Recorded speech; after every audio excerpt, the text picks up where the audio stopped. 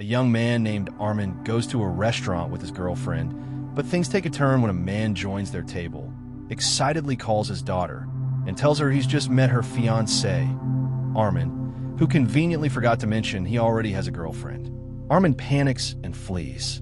Meanwhile, Tun returns home, where his wife Alina is hoping for an anniversary gift. She's disappointed to find he bought a washing machine instead of a car. Their argument escalates when Tun realizes their savings are gone. Alina spent it on a dress. She compares him to her friend's generous husband and tells him to take out the trash. Outside, Tun finds Armin hiding by the dumpsters. Armin wants to crash at Tun's place, but to avoid Alina, they head to a cafe. They hitch a ride with a quirky taxi driver named Tima. On the way, Armin vents about nearly becoming an accidental fiancé, while Tun advises him to settle down, sharing his own struggles with marriage and mortgages. Tun calls Alina to smooth things over, but she hangs up on him. Tima jokes about being happily in love with his car. They get stuck in traffic and mock a woman with a broken-down pink car. Soon after, they're pulled over, and Tima's expired license gets the car towed. Stranded, they try to hitch a ride, only to be picked up by the same woman in the pink car. She reluctantly agrees to help. As they drive, the guys admit their lives aren't perfect. Tun confesses Alina's harsh words, and Armin drops the act too. They jokingly blame all their problems on women, and Tima quips that he would have sorted things out with a female officer.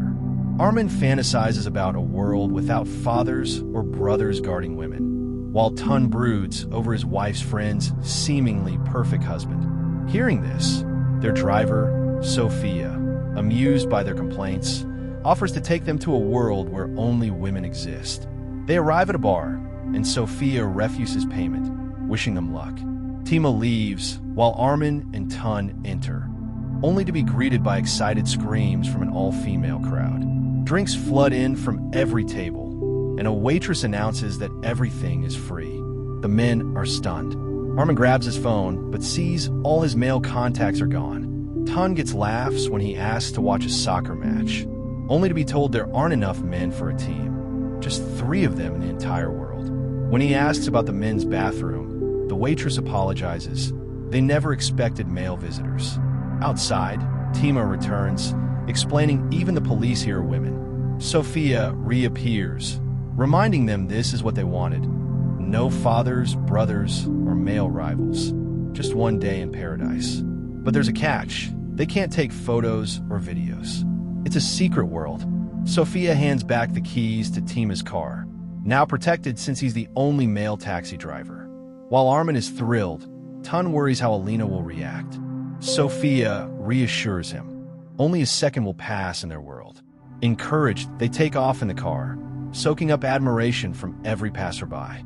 Tima dreams of charging a fortune for rides, but Tun suddenly wants to go home. Armin protests, but their joy is cut short when a stern female cop pulls them over. She commands Tima out, then kisses him and apologizes for the drama. They end up in a nightclub, partying wildly. But when Armin flirts with a waitress, she turns him down, calling him arrogant and self-centered. Her honesty stings, but Tun finds comfort in knowing even in this world, not all women are easy to impress. The night rages on until a security guard pulls Tima aside. Someone is waiting for him. Surprised, Tima opens the club door to find Olga, the police officer, waiting. Pretending not to recognize her, he quickly ducks back inside and warns the others that the traffic cop has tracked him down. Tun is all for leaving, desperate to return home, but Armin argues they should drop off their married friend and keep partying. When the waitress brings the bill, they're stunned. It's massive. Though men eat and drink for free, they must pay for everything the women order. Armin wants to wait out the night until their 24 hours end, but suddenly they notice men all around them. Panicked, they rush outside. Sophia is waiting. She reveals the catch. During their stay, they must obey every request from a woman. Refusing even once means eternal entrapment in a world inhabited only by men, and they've already used their one chance. The friends scrape together just enough to pay their bill. Outside, Olga is waiting by Tima's car and invites him for a ride. Since he can't say no, he agrees. At dawn, they go their separate ways. Back home, Alina surprises Tun with breakfast, saying she's ready to do anything for her lucky husband. She even offers to host a dinner for him and Armin, and calls Armin to invite him, asking him to bring spices. Armin reluctantly agrees, but as he steps out, an old woman asks for help carrying her groceries. Powerless to decline, Armin ends up making tea, doing laundry, and mopping her floors. Tima, hearing a radio ad voiced by a woman, turns it off, only to see the women around him start transforming into men. Realizing the danger, he begins obeying every request he hears. Meanwhile, Tun enjoys Alina's doting attention. She fetches slippers, cleans, and even acts like a puppy. But when he tries to photograph her, his phone powers off. Alina gets offended. Tun comforts her and gently asks that she not request anything else for the day. She agrees, then immediately suggests going out. He has no choice but to accept. Back at the old woman's apartment, Armin finishes cleaning and sneaks out while she naps. In the park, a painter asks for help with her easel. She turns out to be the same unfriendly waitress from the club. Smiling now, she introduces herself as Diana and explains she hated her old job, but loves painting. They bond and stroll together. Elsewhere, Tima crosses paths with Olga again. As he follows his GPS, she chases him. The GPS voice, also female, urges him to keep going. After a wild chase, Olga catches up and drags him to the station. Tun and Alina relax at a cafe, but when they accidentally sit at a reserved table and a commotion breaks out, Alina suggests leaving. Tun is all too happy to agree, having mentally calculated the cost of treating all the women nearby. Meanwhile, Armin is falling for Diana. When a group of girls asks for help retrieving a kite from a tree, he climbs up, retrieves it, and falls. Diana takes him to a cafe where they connect further. But mid-conversation, she begins to flicker. Armin remembers the spices and rushes off, promising to find her again. At the same time, Olga unexpectedly takes Tima to a hotel. Armin receives a promotional text and is compelled to visit a beauty salon, where he's subjected to a full range of treatments, including waxing. Meanwhile, Tun takes his wife Alina to a memorable spot in the park where they used to spend time together. He buys her sausage rolls, just like on a first date. Tima, still trying to escape the clingy Olga, hides in a hotel bathroom. Desperate, he lights a napkin on fire, triggering the sprinklers and forcing an evacuation. Elsewhere, Armin calls Alina to say he bought the spices, but she tells him to come another time. Relieved that he completed her request, Armin hurries back to Diana, only to be stopped again by the elderly woman who now wants a massage. Reluctantly, Armin agrees. At that moment, Diana walks in. She's the woman's granddaughter. The two leave together as the grandmother shouts after them not to kiss.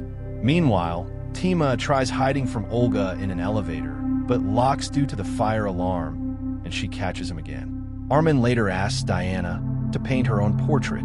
She's confused. Why not just take a photo? Armin can't explain the rules and vaguely says they may not meet again. Hurt, Diana accuses him of playing games. When Armin refuses to kiss her due to the grandmother's warning, she sarcastically suggests he jump off the roof. Standing on the edge, Armin asks her to stop him. She stays silent. Suddenly, a little girl below begs him not to jump. She's just learned in school that only 3 men exist in the world. Armin smiles and climbs down. He tries to explain the rules to Diana, but she hears only game and walks away, insulted. Armin takes her unfinished portrait with him. Later, the 3 friends meet up, and Sophia appears. She tells them only those who rode in her taxi can return to their world, determined to bring Diana instead. Armin hijacks Sophia's cab and speeds off. He finds Diana's building with the grandmother's help, but Diana refuses to open the door. She insists it was all just a game. Armin pleads, but she won't listen. Back at the cab, Sophia refuses to take them home. Armin sincerely apologizes, even offering to stay in her world forever. Only when all 3 genuinely repent does Sophia agree to drive them back.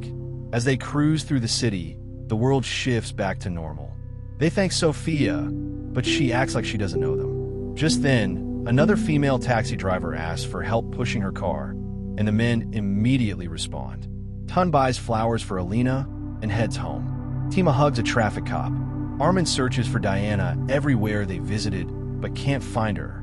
Later, Tun sells the washing machine and takes Alina back to the park, giving her sausage rolls and surprising her with tickets to Paris. Tima finally finds Olga again, and the two bond over his beloved car. Armin visits Diana's apartment, but a stranger and her jealous husband now live there. Refusing to give up, he goes to an art school to finish Diana's portrait, and to his surprise, finds her there. They meet again, this time for real, and become a couple. During the credits, Tima arrives at a hotel with Olga, this time dressed as a police officer, ready to rewrite a few memories of his own.